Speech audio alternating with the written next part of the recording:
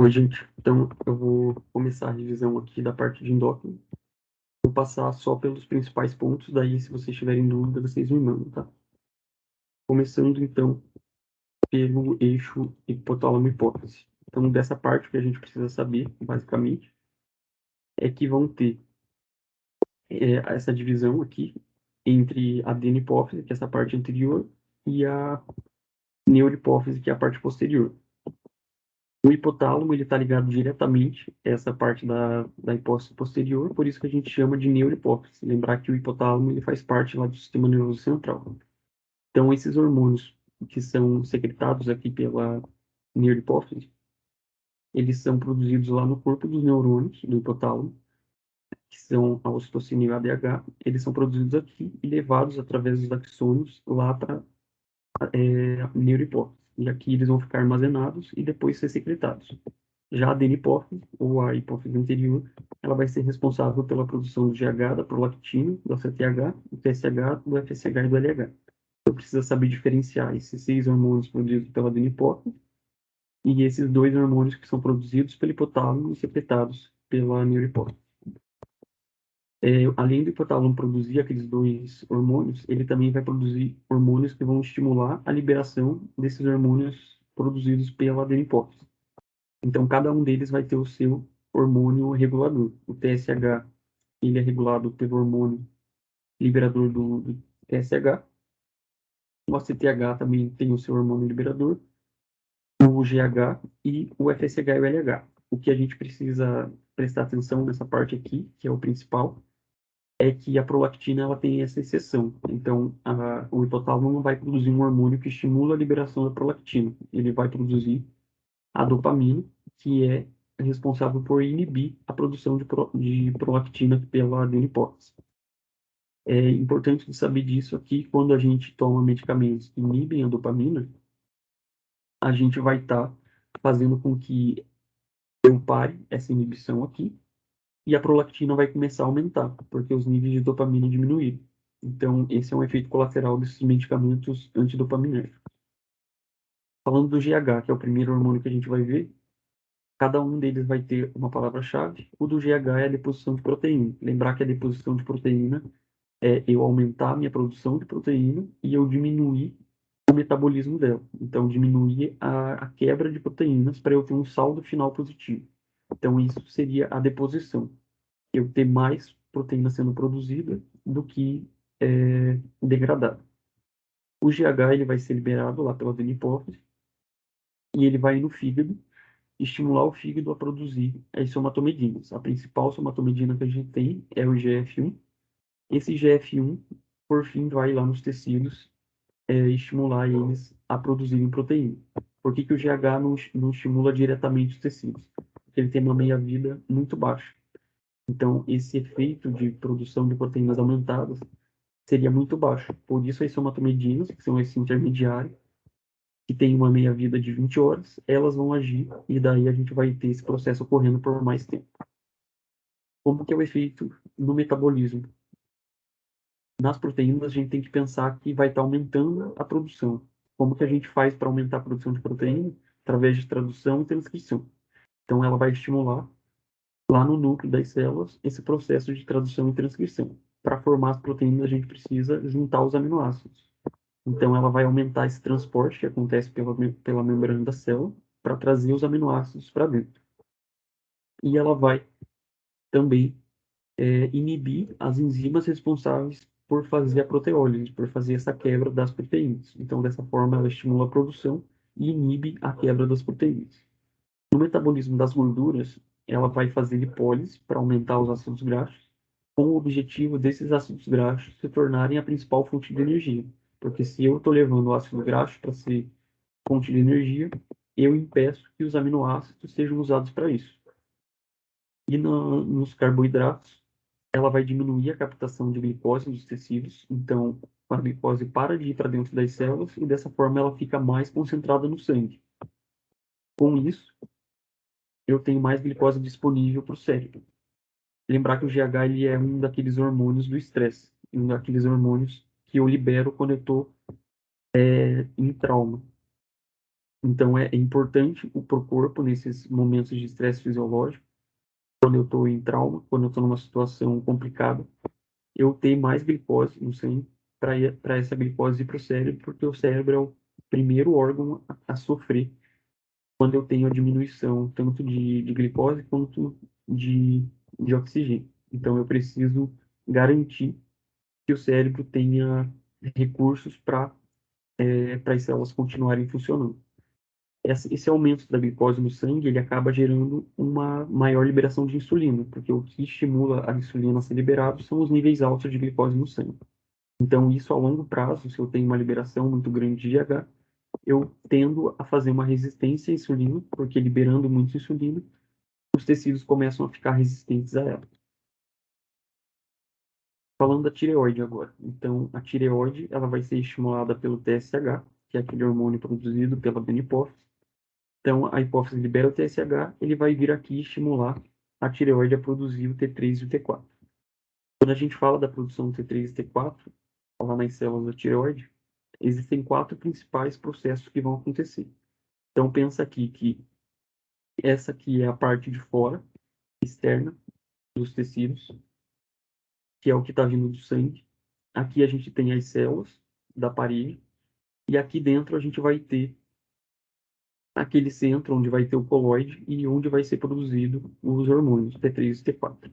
Então a gente começa com o funcionamento das bombas de sódio e potássio. Então, assim como acontece em todas as células do corpo, a gente vai ter a bomba de sódio e potássio jogando 3 sódios para fora e 2 potássios para dentro. Então ela cria um gradiente de concentração, deixando menos sódio aqui dentro da célula. Com menos sódio ficando aqui dentro da célula, a NIS vai começar a funcionar. A NIS é essa proteína de membrana que vai, através de um simporte de sódio e iodeto, vai jogar o sódio aqui para dentro por conta dessa baixa concentração criada pela bomba de sódio e potássio, e junto com o sódio vai vir o iodeto. Com o iodeto aqui dentro, a gente concluiu a primeira etapa. A gente precisa agora fazer com que esse iodeto seja transformado, se ligue na tireoglobulina para ele virar o hormônio T3 e T4. Então, agora que o iodeto está aqui, a gente precisa jogar ele para o coloide. Essa é a terceira etapa. Como que a gente vai fazer para o iodeto ir para dentro do folículo para formar o T3 e T4? É através dessa proteína chamada pendrina. A pendrina é um contratransporte do iodeto com o cloreto. Então, o cloreto que estava lá no coloide, ele vai ser trazido para dentro da célula, e o iodeto que estava aqui vai ser passado para o coloide. Daí a gente entra na quarta fase, que é a oxidação desse iodeto. Para a gente formar os hormônios, a gente não pode usar o iodeto nessa forma de I-. A gente precisa usar ele na forma de 2. Então, aqui na membrana, conforme ele passa pela pendrina, a peroxidase vai agir nele, vai oxidar ele, e ele vai virar o I2, que daí vai estar pronto para se juntar com a tireoglobulina. O quinto processo que a gente vai ter é a produção da proteína que a gente precisa para produzir os hormônios, que é a tireoglobulina. Então, a tireoglobulina ela é formada por várias moléculas de tirosina, que são aminoácidos. Então, essas tirosinas vão sendo juntadas e a gente forma a tireoglobulina. Formando a tireoglobulina, ela vai ser passada aqui para dentro do colóide. Então, aqui dentro do colóide, a gente já tem a tireoglobulina e a gente já tem o iodo na forma que a gente precisa. Então, agora a gente vai precisar juntar essas duas coisas. Como que vai funcionar a produção deles? Primeiro é pela produção do MIT e do DIT. Então, eu vou ter lá o aminoácido da tirosina, ele não está livre lá dentro do colóide. Então, são 70 tirosinas grudadas uma na outra. Mas a ligação vai acontecer do iodeto com essa tirosina que está formando a proteína. Então, se essa tirosina se ligar a um iodo, ela vai formar a monoiodotirosina, que a gente chama de MIT. E se ela se juntar com 2 iodos, ela forma a diiodotirosina, que a gente chama de DIT. Daí a gente vai ter a conjugação dessas MITs e dessas DITs. Se a gente tiver uma MIT se juntando com uma DIT, então é um iodo se juntando com 2, a gente forma o T3. Se a gente tiver duas DITs se juntando, vão ter 4 iodos na molécula e a gente chama de T4. daí o T4 é a tiroxina, o T3 a triiodotironina. Se a gente juntar um DIT com um NIT nessa ordem, a ordem vai fazer diferença, a gente vai ter o T3 reverso, que a gente chama de RT3. E ele não vai ter uma ação fisiológica no corpo. Então, a gente formou o T3 e o T4 lá no colóide, eles foram jogados para dentro da célula, e das células eles passam para a circulação. Então, eles são liberados no corpo. Lembrar que o TSH, produzido pela hipófise, ele está o tempo inteiro estimulando esses processos acontecerem. Então, esses processos só ocorrem porque o TSH está fazendo o estímulo. 93% vai ser T4, porém esse T4, depois que ele já está na circulação, ele vai se transformando em T3, e é o T3 que vai agir nas células. No sangue, elas vão se juntar com a globulina, que é uma proteína de transporte. Então, por isso que produz mais T4, porque o T4 ele se liga melhor a essa globulina, e daí eu consigo ter o T4 por mais tempo atuando. Como que vai ser a ação do T3 e do T4? Então, a gente tem lá no sangue o T3 e o T4. Quando o T4 entra dentro da célula, a gente vai ter a ação da iodinase, que vai tirar um iodo dessa molécula e ela vira T3. Daí aqui a gente vai ter o T3 agindo. O T3 ele vai lá no núcleo da célula. E qual que é a palavra-chave desses hormônios tiroidianos? É aumentar o metabolismo. Então, basicamente, é aumentar todas as funções que a célula faz. Ele vai aumentar a quantidade de mitocôndrias e a ação dessas mitocôndrias para produzir mais energia. Ele vai estimular as bombas de sódio e potássio, o consumo de oxigênio para produzir mais energia, a absorção de glicose também para entrar nessa produção de energia, gliconeogênese, glicogenólise, lipólise, aumenta também a síntese de proteínas. Então, da mesma forma como o GH, ele vai estimular aqui também a produção de proteínas naqueles processos de transcrição e tradução. E ele vai aumentar a taxa metabólica basal da célula. Então, ele também vai fazer aquele depósito de proteína que o GH faz. Ele também vai promover crescimento da mesma forma como o GH estimula esse crescimento. Ele também vai ter efeitos cardiovasculares. Então, ele aumenta o gasto de energia para produzir mais energia, ele vai aumentar o gasto de oxigênio e ele vai dilatar os vasos. Então, essa dilatação é para chegar mais sangue no local para eu ter esses processos acontecendo de forma maior. Com essa dilatação dos vasos, a gente poderia pensar que a resistência vascular periférica diminuiria, então a gente teria uma diminuição da pressão arterial. Porém, isso não acontece porque ele faz o coração bater mais forte e mais rápido. Então, ele aumenta o débito cardíaco. Ele aumenta o débito cardíaco enquanto diminui a resistência vascular periférica, a pressão arterial acaba ficando na mesma, porque eu estou aumentando uma coisa e diminuindo a outra. Então, elas se equilibram.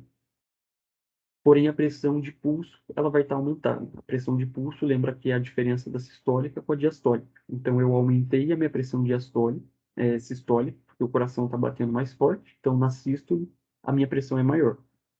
Mas a pressão diastólica, que é quando o coração relaxa, vai estar diminuída porque os vasos estão dilatados. Então, quando eu faço essa diferença da sistólica para a diastólica, eu vou ter essa pressão de pulso aumentada, mas lembrar que a média da pressão vai ser normal. A pressão arterial sistêmica vai continuar lá os 120 por 80. E falando da regulação que o TSH faz, então, como eu tinha dito para vocês, ele vai estar regulando todos esses processos. Ele vai estar aumentando a atividade da sódio e potássio aqui da bomba. Ele vai estar aumentando a ação da NIS, aumentando a iodização e a conjugação. Então, esse processo de juntar a tiroglobulina com o iodo. E o local onde ele mais age é na pinocitose, que é para trazer esses hormônios para dentro das células para elas serem secretadas. Então, quando eu tenho uma liberação muito grande de TSH, é quando esses hormônios que já foram produzidos e estão armazenados, eles vão ir de fato para a circulação. Falando agora das glândulas masculinas, então a gente vai ter os hormônios androgênios, que a gente chama os hormônios produzidos pelos testículos, que são produzidos pelas células de Leydig, e a testosterona depois se transforma em dihidrotestosterona, que é a forma ativa dela que vai agir no corpo.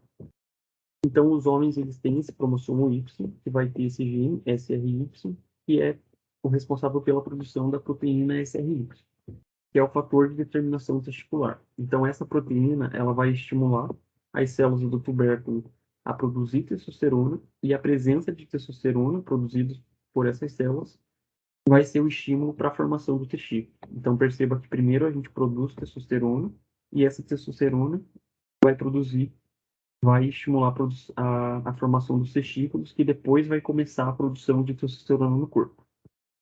Então, ela vai agir na formação do trato genital masculino, vai inibir a formação dos órgãos femininos, e na fase adulta, quando o menino entra na puberdade, ela vai dar essas características masculinizantes. Falando da produção dos espermatozoides ali dentro do trato genital masculino. Então, a gente vai ter a produção deles pelo testículo. Depois, eles vão passar para o epidídimo, que é onde eles vão ter a maturação. Então, quando eles saem aqui dos túbulos seminíferos, onde eles são produzidos, eles vão ficar no epidídimo, armazenados, e aqui eles vão ganhar essa capacidade de mobilidade. Então, quando os flagelos conseguem ganhar essa capacidade de se movimentar. Porém, eles ainda não vão se movimentar, porque eles estão inibidos por enzimas produzidas pelo epidídimo também, para impedir que eles circulem de forma livre aqui pelo trato genital masculino. Então, só quando eles vão para o trato feminino que acaba essa inibição e eles conseguem, de fato, começar o movimento do flagelo. Depois que eles saem, os espermatozoides são produzidos aqui, eles vão sair pelo canal diferente e vão ficar armazenados aqui na ampola diferente. Daí a gente vai ter um material aqui produzido pela vesícula seminar, que representa 60% do sêmen, que vai conter alguns materiais, que é a frutose, responsável vai ser utilizada para esses espermatozoides, para eles terem energia, ácido cítrico, prostaglandinas, que vão tornar o músculo vesical vaginal mais receptivo, o fibrinogênio e algumas outras substâncias nutritivas. Então, depois, esse material da vesícula seminal se junta com o espermatozoide aqui no canal ejaculador. Daí, depois que ele passa esse material já contendo os espermatozoides com o líquido da vesícula seminal, eles vão para o canal ejaculador e daí entram na uretra. A uretra, ela sai da bexiga e primeiro ela passa pela próstata. Está bem grudada ali na bexiga. A próstata também vai ser responsável por produzir um conteúdo que representa 30% do sêmen. E o objetivo principal é deixar esse sêmen mais alcalino, justamente para neutralizar a acidez vaginal. Esse líquido ele vai ter cálcio citrato, fosfato, que é importante para a formação do ATP, que vai ser a energia para os espermatozoides conseguirem se movimentar, uma enzima de coagulação. Então, quando ele chega lá na vagina, ele vai formar um coágulo para conseguir ficar preso. E também a profibromolizina, que vai depois dissolver esse coágulo formado, permitindo com que o espermatozoide consiga se movimentar livremente. Esses espermatozoides eles vão passar por esse processo de capacitação, isso até eles entrarem em contato com o epitélio uterino. Então, eles entraram em contato com o epitélio uterino. Esses líquidos que são produzidos pelas trompas de Fallope vão eliminar todos aqueles fatores inibitórios que impediam o espermatozoide de se movimentar. E daí essa membrana que envolve a cabeça do espermatozoide, ela vai ficar fraca e vão ser liberados aqui algumas substâncias. Então, a partir desse processo, o espermatozoide ganha essa capacidade de movimentar esse movimento de chicote que o flagelo faz. Daí o processo de fertilização. Então, o espermatozoide ganhou essa capacidade de movimentação, ele vai caminhar até o óvulo. O óvulo vai atingir a zona pelúcida e vai se ligar nele, e daí as enzimas que estão ali no acrossome do espermatozoide vão começar a dissipar essas substâncias, essas células que estão aqui, para ele entrar em contato com o núcleo do ovócito, que no caso aqui é o ovócito secundário. Daí as membranas vão se fundir do núcleo do espermatozoide com o núcleo do ovócito, e os dois materiais genéticos, contendo metade do DNA, eles se juntam para formar uma célula com o material genético total. Então, a gente vai ter as ovogônios, que são as células que a menina vai ter desde o do nascimento, lá no período embrionário.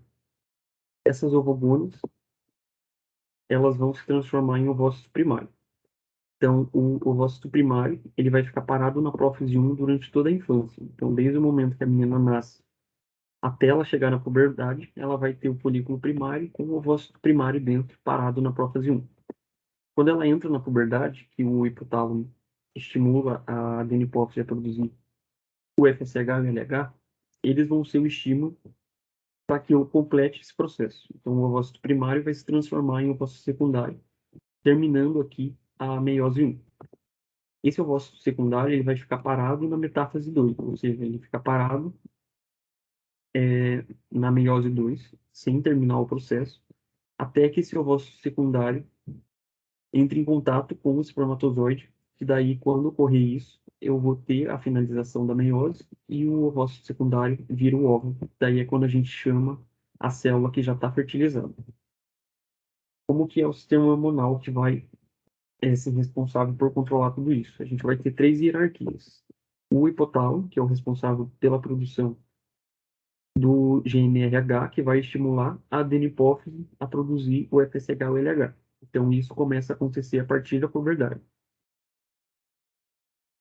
O FSH e o LH, eles vão lá no ovário e eles vão estimular o crescimento dos folículos e o processo de ovulação. Esses hormônios que vão ser produzidos pelo ovário, o estrogênio e a progesterona, eles vão ser um estímulo para parar a produção do GNRH pelo hipotálamo. Então, eles fazem esse feedback negativo quando eles estão muito altos. Então, a gente vai ter o ciclo a partir do momento que a mulher entra na puberdade, que vai durar em média de 28 dias.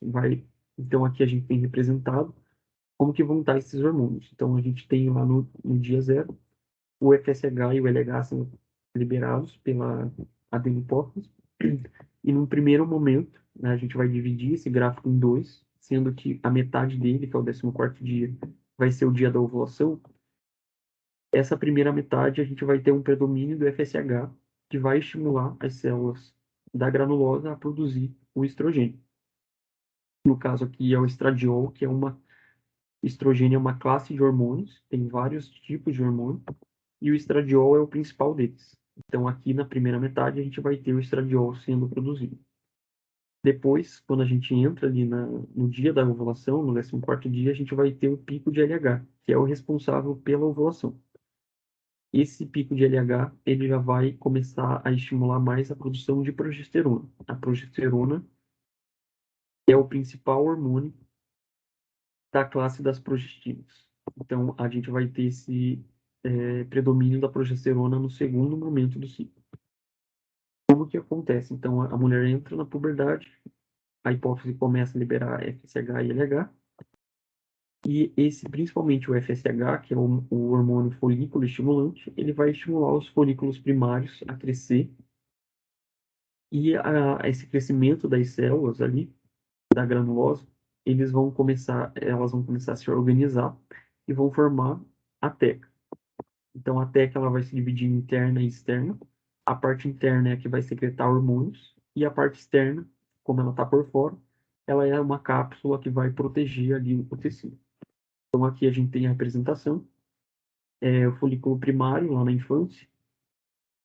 Daí a mulher entra na puberdade, ela começa a crescer as células pelo estímulo do FSH e do LH, e aqui a gente vai ter a formação da teca. Essas células da granulosa, elas vão começar pelo estímulo do FSH, principalmente, a crescer e a produzir o líquido folicular, que é um líquido com alta concentração de estrogênio. Então, essa é a primeira metade daquele ciclo. A gente tem o aumento do FSH e o FSH estimulando as células da granulosa a produzir o estrogênio. Esse estrogênio ele começa a se acumular ali e a gente tem a formação do antro. Então, seria esse espaço aqui que é onde a gente vai ter o líquido folicular com uma alta concentração de estrogênio, produzido pelas células aqui estimuladas pelo FSH. Quando a gente chega no 14º dia, o FSH ele já começa a diminuir um pouco, por conta do estrogênio estar alto, e esse estrogênio estimular a hipófise a parar o estímulo.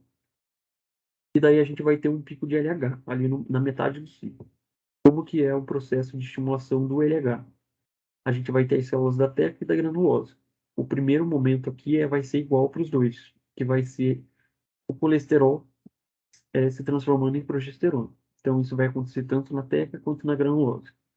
Essa progesterona, que foi produzida aqui na granulosa, passa para a teca, e da teca ela se transforma em androgênio, então aqueles hormônios chamados de masculino. Esse androgênio vai passar para a granulosa, e na granulosa ele vai se transformar em estrogênio. Então, aqui a gente tem, através desse ciclo, a produção de progesterona e de estrogênio. Então, isso está acontecendo aqui durante o ciclo inteiro. Quando a gente tem o pico de LH, esse processo ele vai se intensificar. Essas reações vão acontecer de forma exacerbada. A gente vai ter a produção de estrogênio lá no final, através da presença da aromatase, mas aqui a gente vai começar a ter um excesso de progesterona, porque tem muito LH agindo. Essa progesterona meio que não vai dar conta de toda ela ser transformada em androgênio e parte dela vai começar a extravasar para fora. Então aqui a gente tem esse pico de progesterona que começou a sair daqui e aí para fora. Daí a gente vai ter o processo de ovulação. Então esse folículo ele está cada vez mais produzindo esses hormônios e a gente vai ter a formação aqui do estigma, que é uma área dessa cápsula que vai se formar. Esse folículo vai inchar e esse líquido que estava aqui dentro vai extravasar para fora. Então, aqui a gente tem o ovócito secundário sendo jogado para fora, é o que a gente chama de ovulação. Então, aqui no ciclo, a gente consegue perceber isso que eu estava falando para vocês, desse pico de LH que acontece, ocorreu a ovulação, o LH começa a diminuir por conta desse grande nível de progesterona, que vai estar inibindo a produção de LH. Então, a progesterona aumenta, o LH começa a diminuir porque a hipófise está sendo inibida. E daí a mesma coisa com o FSH. Eles começam a diminuir e a progesterona, o estradiol, estão altos, inibindo a produção deles pela hipófise.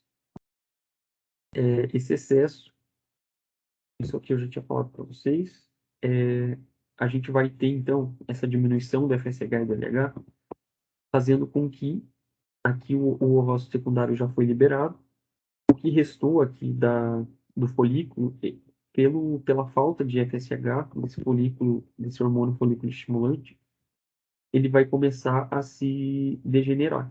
Então, ele começa esse processo de se transformar em corpo lúteo, que vai se degenerando, e forma o corpo albicans, que depois vai ser reabsorvido ali pelos tecidos. Então, isso vai acontecer todo mês na mulher.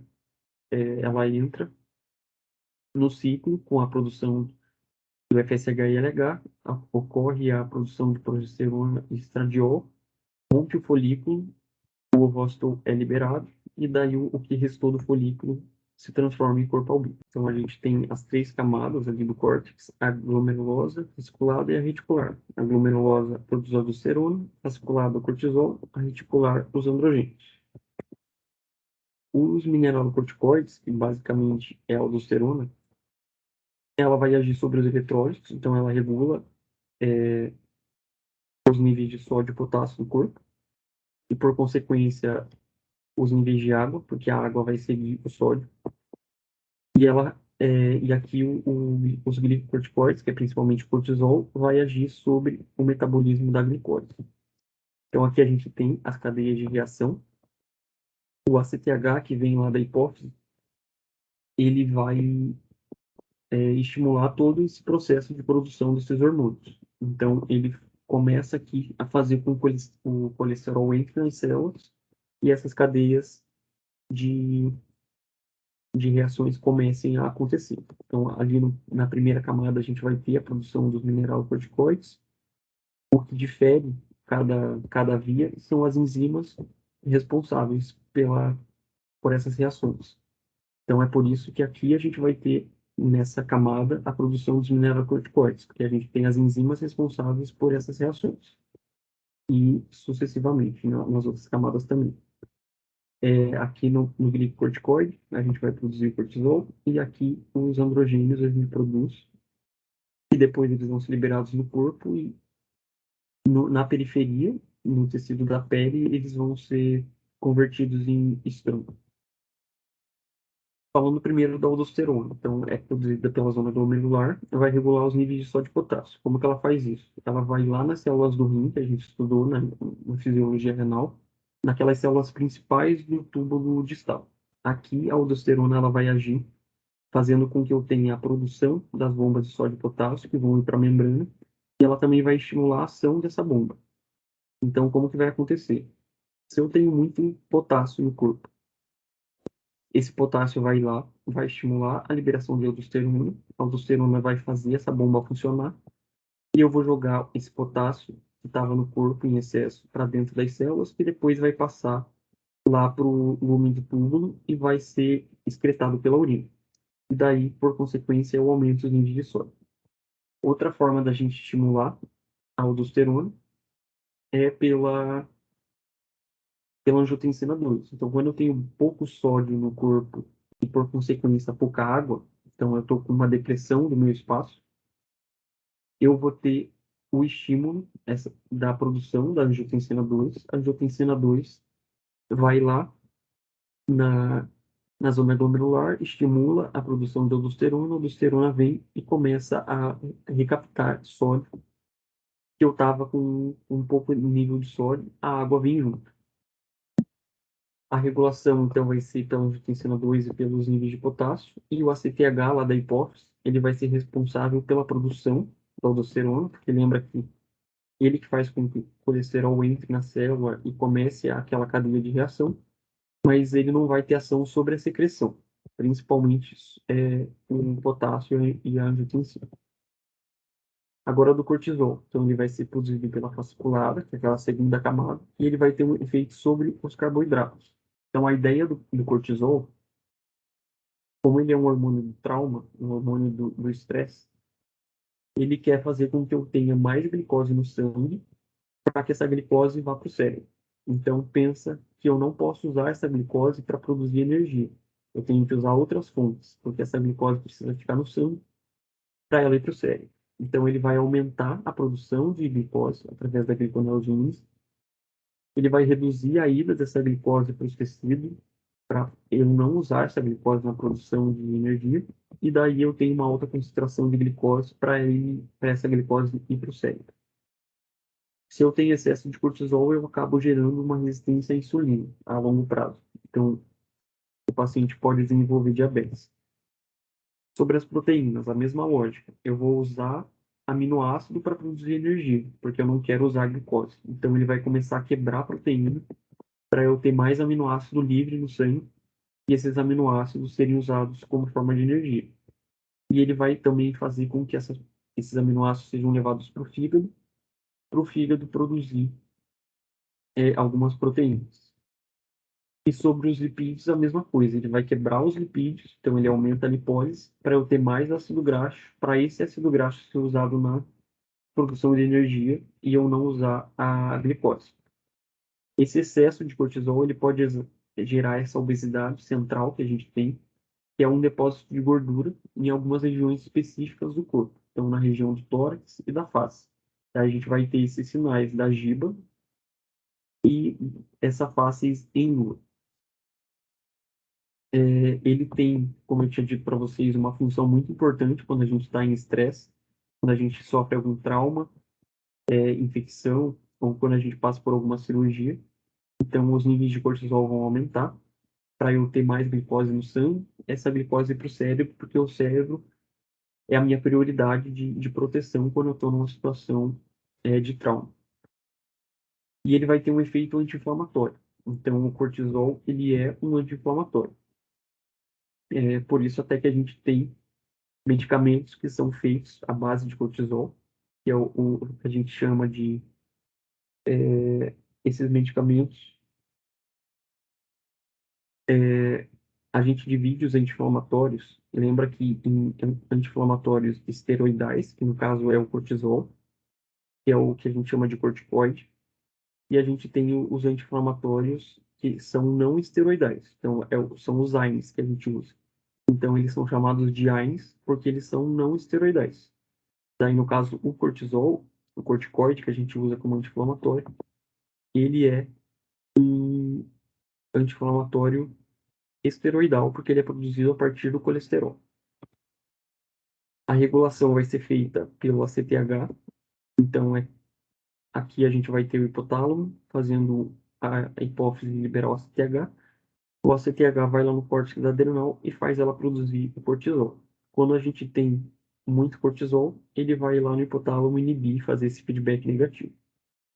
E quando a gente tem uma situação de estresse ou um trauma, a gente também vai excitar o hipotálamo para ele fazer essa maior produção de cortisol.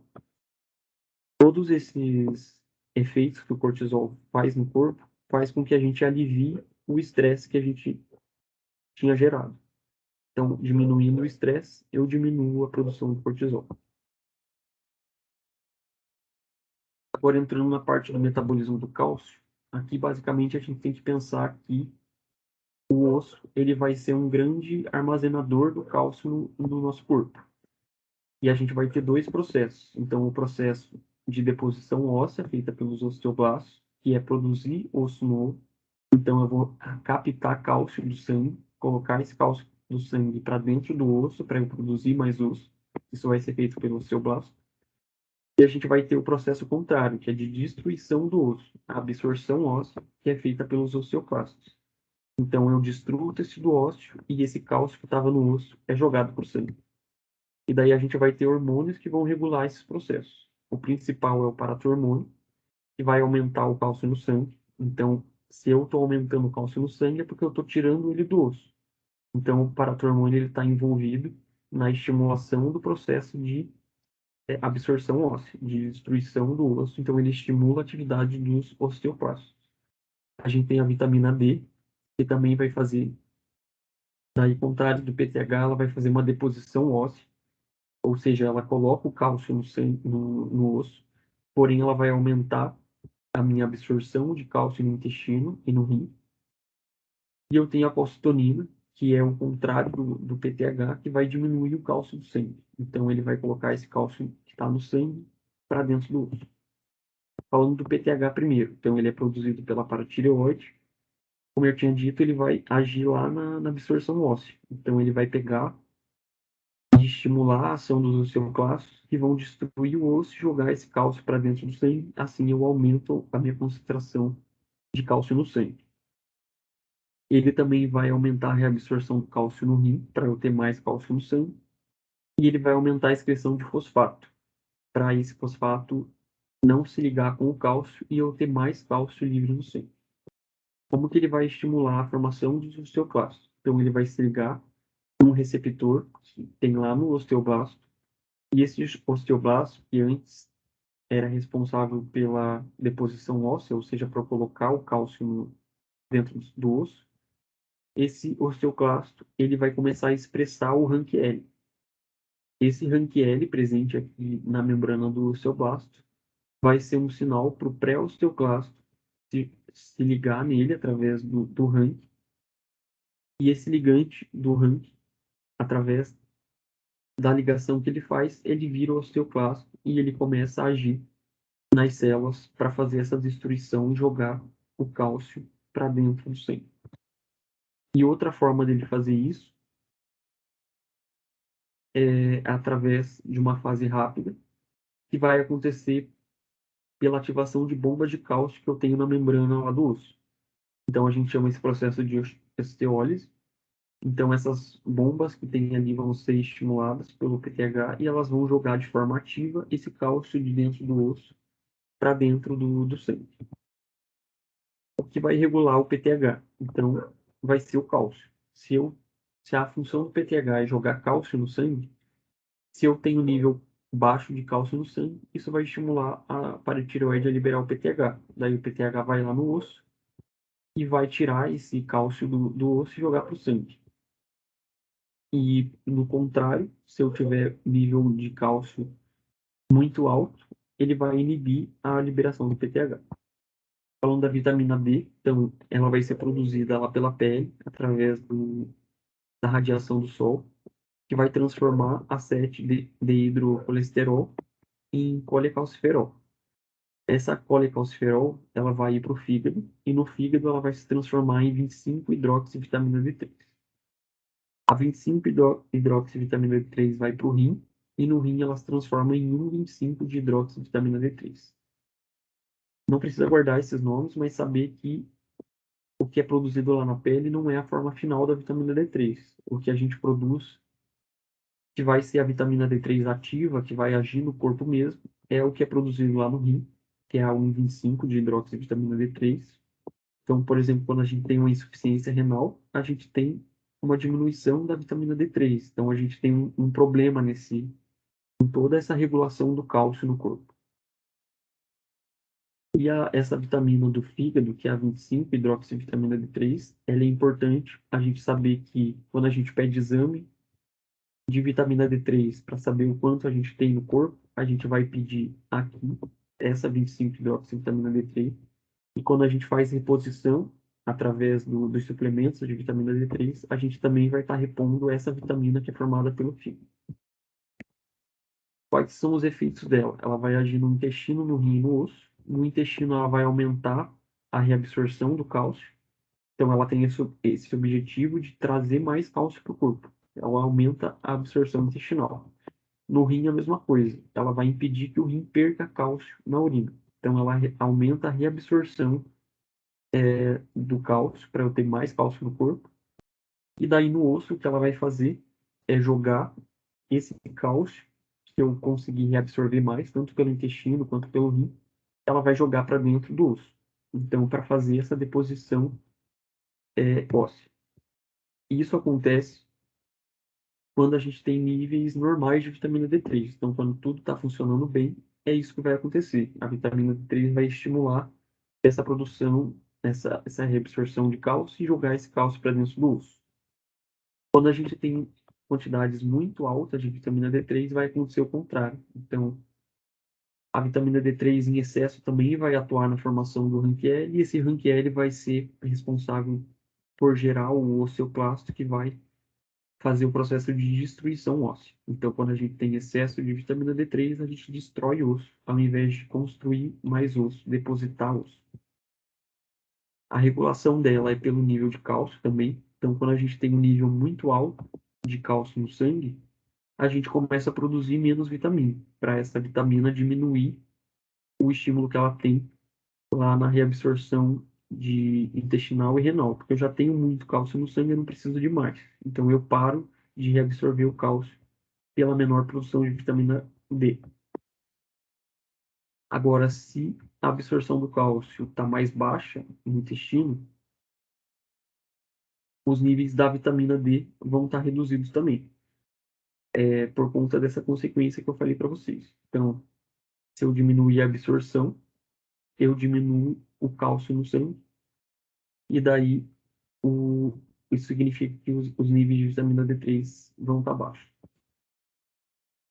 E falando do último hormônio, que é a calcitonina, então ele vai ser produzido pela tireoide, pelas células C, e eles têm um efeito contrário ao do PTH. Então, enquanto o PTH destrói o osso para colocar mais cálcio no sangue, a calcitonina ela vai colocar esse cálcio que está no sangue para dentro do osso.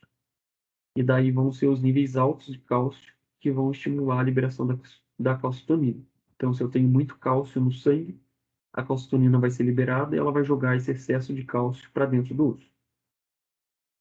E ela tem um efeito bem fraco. Então, quem vai agir mais sobre o metabolismo do cálcio vai ser o PTH. Falando do pâncreas agora, ele vai ter dois tipos de tecido. Esse do centro aqui, que é a parte endócrina, então é responsável pela produção de insulina e glucagon, principalmente. E a parte exócrina, que é a parte que está em volta, que vai ser responsável pelas enzimas digestivas, que daí a gente conversa lá na parte de TGI. Qual que é a função da insulina, que é produzida lá pelas células beta do pâncreas? Primeiro, a gente vai ter a produção da pré-insulina, e essa pré-insulina vai ser clivada em pró-insulina, que a gente vai ter as cadeias A, C e B. A gente vai ter a clivagem, então, da cadeia C, que vai se separar, formando o peptídeo C, e as cadeias A e B, que vão ficar ligadas por essas pontes de sulfeto, elas formam a insulina.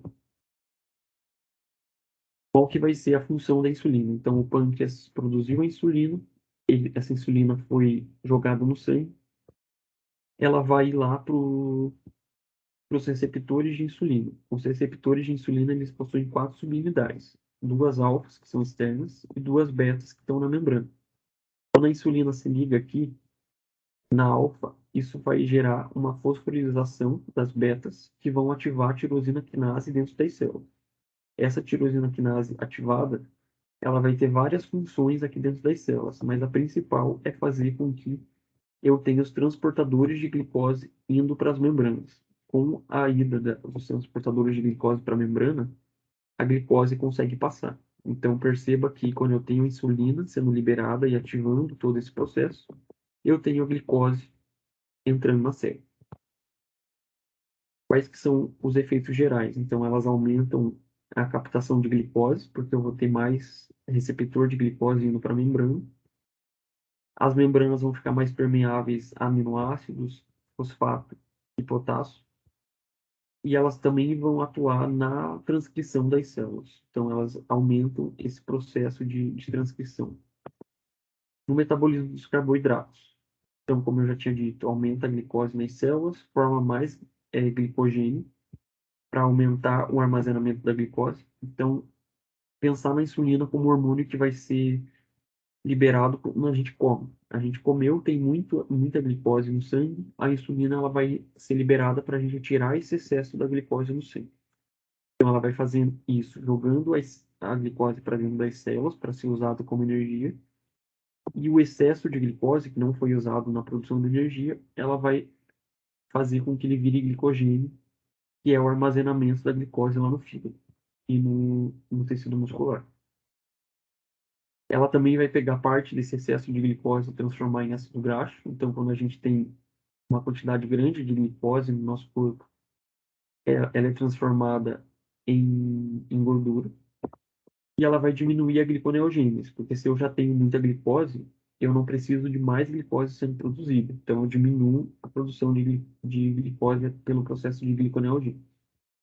E dos lipídios está relacionado aqui, então, ela vai poupar a utilização das gorduras, inibindo a lipose, porque se eu já tenho muita glicose sendo usada para produzir energia, eu não preciso que os ácidos graxos sejam utilizados para fazer essa produção de energia. Então, ela vai inibir a lipólise. E o excesso da glicose que eu já tinha comentado vai virar ácido graxo. O metabolismo das proteínas, ela vai estimular os aminoácidos a irem para dentro das células, porque ela aumenta o processo de transcrição e tradução que eu já tinha comentado com vocês. Então, perceba que a insulina, ela também tem uma ação de crescimento, de deposição de proteína, porque ela está aumentando a produção aqui. Porém, ela também vai aumentar o catabolismo e a quebra das proteínas. Então, apesar de eu estar produzindo mais proteína, eu também estou quebrando mais proteína. E ela inibe a gliconeogênese, como eu já tinha dito, porque eu já tenho muita glicose no sangue. É, o mecanismo de secreção da insulina. Então, o que vai estimular o pâncreas a liberar essa insulina? É principalmente a presença de glicose. Então, quando eu tenho glicose, essa glicose ela vai entrar nas células do pâncreas, nas células betas, ela vai produzir ATP. Então, esse é o objetivo final da glicose, produzir o ATP. Esse ATP produzido pelas células, ele vai causar é, um fechamento desses canais de potássio. E com esse fechamento dos canais de potássio, o potássio não consegue sair. Isso vai gerar uma despolarização nas células. Essa despolarização vai abrir canais de cálcio. E o cálcio entrando na célula vai ser o responsável por fazer com que as vesículas que contêm insulina sejam secretadas no sangue. Daí, dessa forma, a gente começou aqui com a glicose alta no sangue, terminou com a insulina sendo liberada. Essa insulina vai agir para tirar esse excesso de glicose do corpo. Os estímulos para secreção, então, esse aumento da glicose, esse aumento dos aminoácidos. Então, pensar bem naquele período pós-prandial. A gente acabou de comer, eu vou ter muita glicose, muito aminoácido, a insulina vai ser liberada. Hormônios gastrointestinais também vão estimular, porque é quando eu tenho esse processo de digestão acontecendo. E os nervos parasimpáticos, porque lembra que é o sistema parasimpático que está envolvido no processo de digestão. Então, quando eu estou digerindo o alimento, o parasimpático vai estar ativado e ele já começa a estimular a produção de insulina.